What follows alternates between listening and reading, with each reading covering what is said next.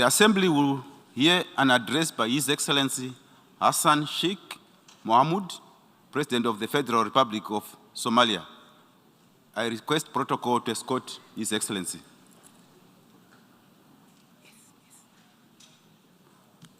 On behalf of the General Assembly, I have the honor to welcome His Excellency Hassan Sheikh Mohamud, President of the Federal Republic of Somalia, and to invite him to address the Assembly. Bismillah, alhamdulillah, wa salatu wassalamu ala rasulillah. Assalamu alaikum wa rahmatullahi wa barakatuh.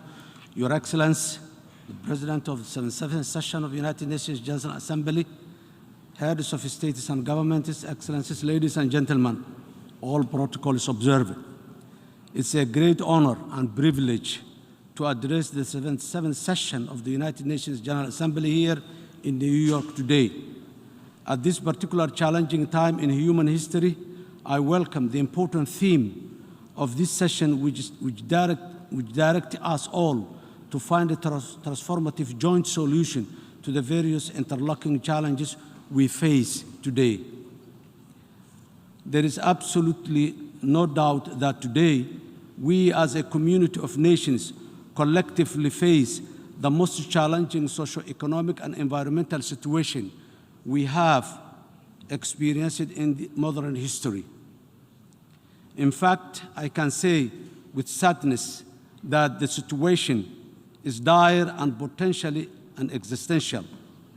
Therefore, without transformative and urgent implementable solutions to these interlocking challenges of our times, the small window of opportunity we have to act together will pass to the detriment of all our citizens and the world. Our actions today will surely determine our fate and that of the generations to come. The burden of all our shoulders is heavy, and failure is not an option. Excellencies, ladies and gentlemen, most of the world is still recovering from the devastating health and socio-economic impact of the global COVID-19 pandemic. This pandemic was unprecedented in its impact on the daily lives of all citizens across the world, in that it changed the way we live forever and clearly presented how unprepared the world is for such shocks and disruptions. In addition, the COVID-19 pandemic painfully illustrated how far apart the world is in the development and the ability to respond to such huge crises through the top-down distribution of the vaccines, with richer nations being able to invest in the distribution life-saving vaccines more rapidly for their citizens, while the developing countries like Somalia waited for whatever was available and they could afford were gifted by the international partners. While this vaccine inequally is symbolic of the existing developmental divide between the developed and the developing world, we as a community of nations understood that we must and can stand together to overcome even the greatest challenge if we have a strong global system of cooperation, collaboration, and action. In this regard, Somali federal government is grateful to all the dedicated medical professionals on the COVID-19 frontline and bilateral and multilateral partners who supported our national effort to vaccine our people and provide protection for their livelihoods through the difficult COVID-19 crisis. Today, we must ensure the global inequality of the COVID-19 vaccine is not replicated with the looming food security crisis. Our world is becoming less secure through recurring conflict and increasing international terrorism and the destructive impact of the climate change. I cannot prioritize between these three interlocking challenges because they are equally as dangerous and directly harmful. Any progress we made anywhere in the world on achieving the vital UN Sustainable Development Goals by 2030. In fact, these complex and interconnected crises are the drivers of today's unprecedented international humanitarian crisis: food insecurity, rapid urbanization, and the burdensome international cost of living crisis, which is pushing most of the world's population into a poverty. Indeed, we are at the unbearable juncture in human history where citizens are looking to their respective governments and international multilateral system to provide meaningful policy response which are anchored on transformative and sustainable solutions.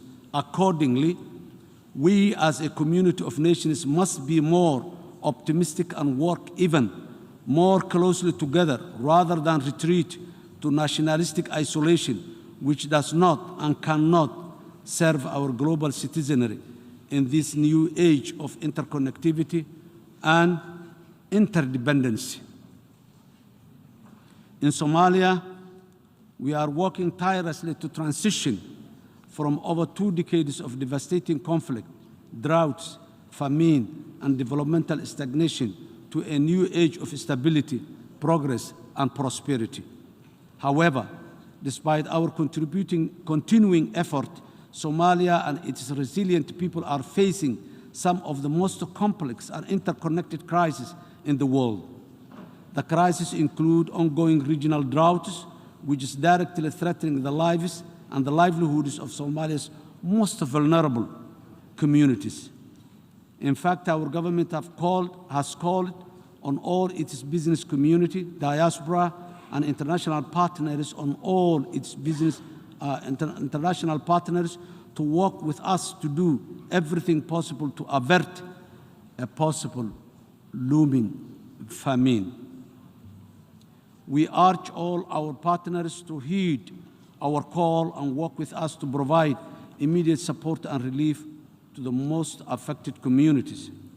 In the long term, we must collectively work together to ensure that we mitigate the acceleration of the dangerous and costly climate crisis through meeting the commitment to invest in and adequately finance climate adaptation in most affected and vulnerable regions of the world, including sub-Saharan Africa. Key areas of investment must be sustainable water management, biodiversity protection to enhance food security, climate-smart agriculture, resilient infrastructure, and most investment in renewable energy. In Somalia, for the first time, we've established a new Ministry of Environment and Climate Change to lead on the urgent process of addressing the devastating impact of our national and regional environmental deterioration.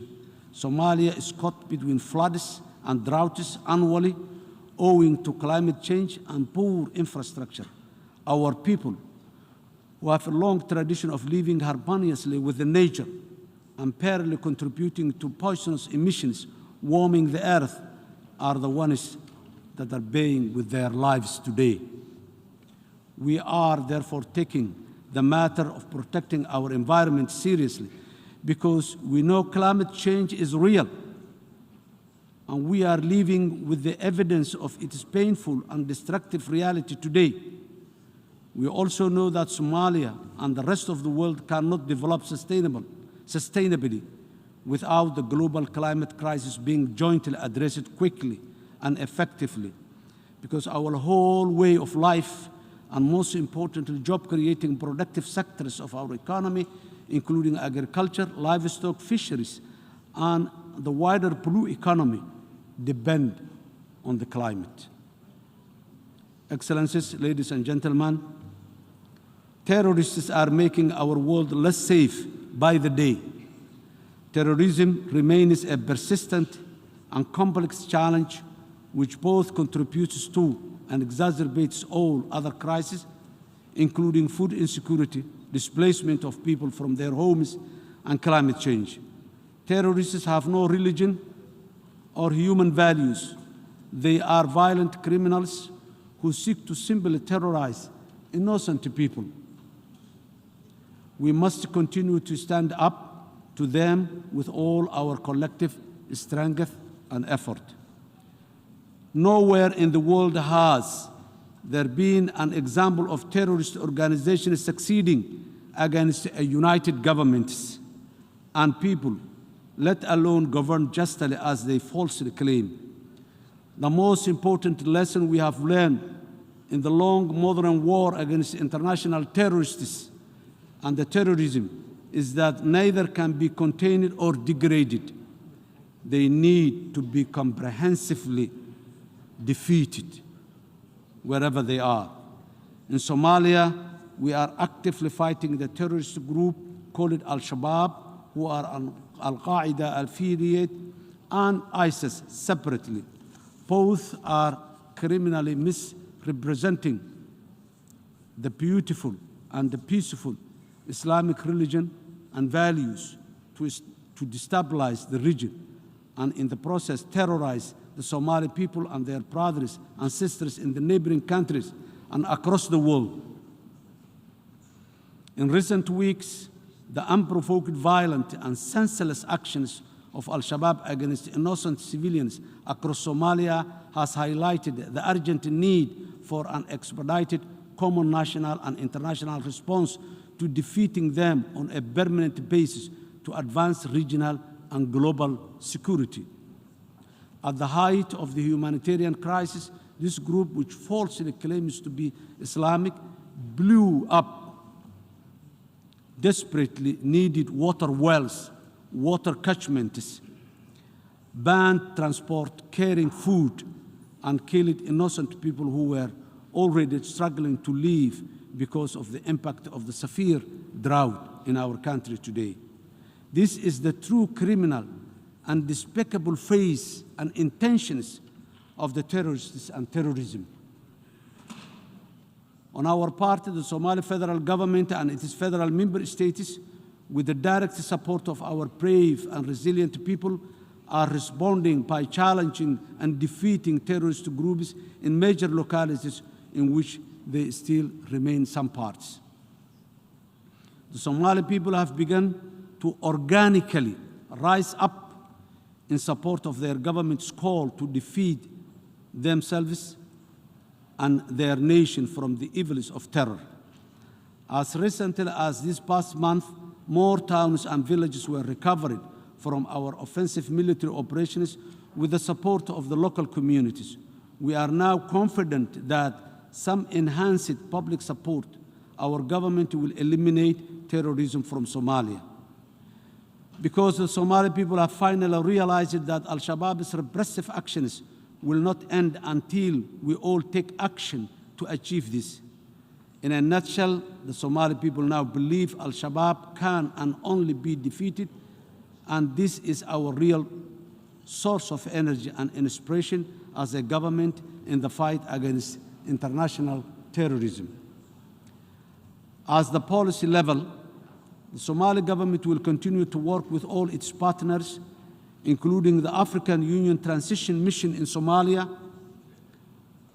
in the fight against global terrorism.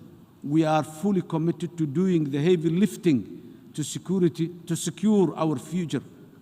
However, to deliver the killer blow to the violence and the insecurity, we must think past the notions of containing and degrading Al-Shabaab or any other terrorist organization anywhere in the world. We know these policies are no longer as effective as they were once thought to be at this advanced stage in the fight against the ever-evolving global terrorism threat. Instead, we need to focus all our joint effort on Somali government's new strategy of military, ideological, and financially challenging terrorism and terrorists to ensure that they are comprehensively defeated once and for all and quickly. Furthermore, the Somali government is sincerely committed to working with all the partners to effectively train, equip, and sustain its armed forces with the view to ongoing forward fully. That is the only long-term sustainable solution for stability and progress our country and the region and the world at large. This effort is Somali government is paying within the complex network of challenges of the climate change effects and the poverty at the present. Ladies and gentlemen, without predictable and committed national and international financing, it's not possible to realize transformative solution to financing.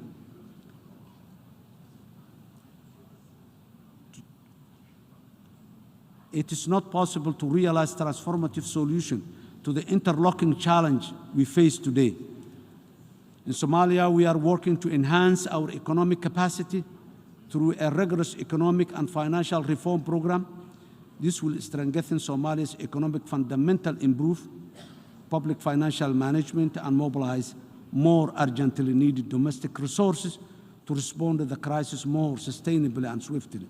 We are very much grateful for international financing organizations like the World Bank and the IMF, who is supporting Somalia to make a real reform, economic and financial reform.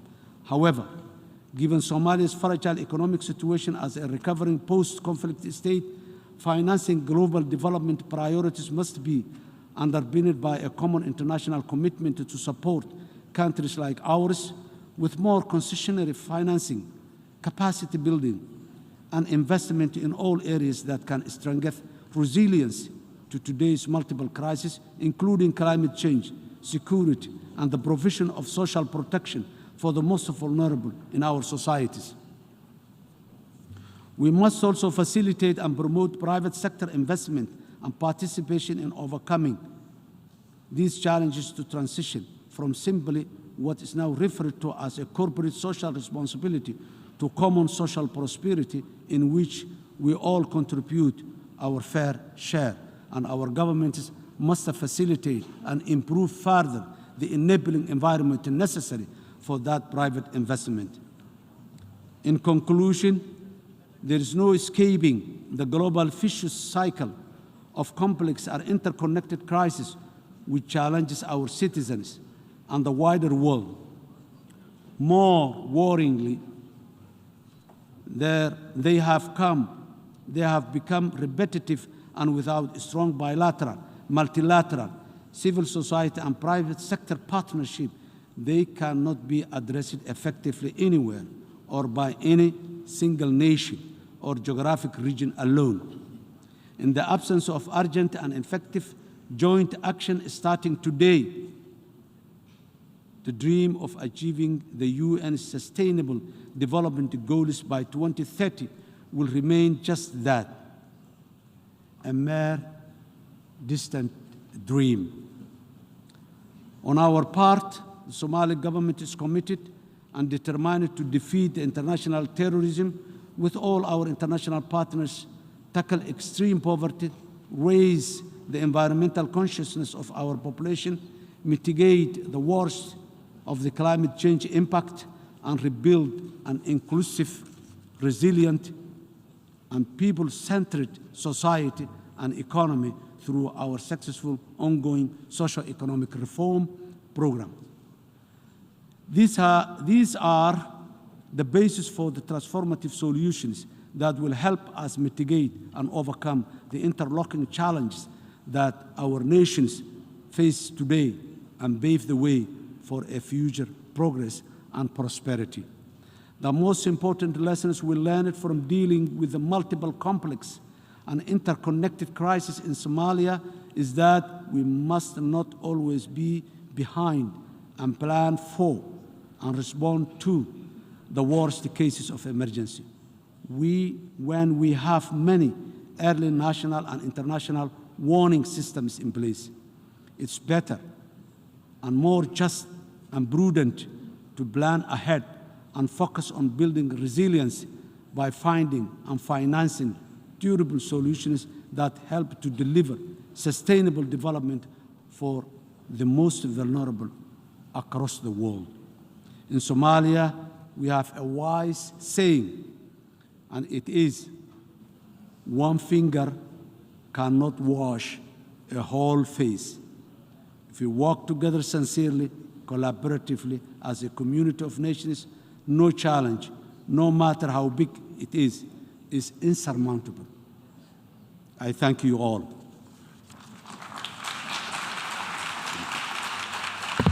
On behalf of the Assembly, I wish to thank the President of the Federal Republic of Somalia for the statement just made, and I request protocol to escort His Excellency.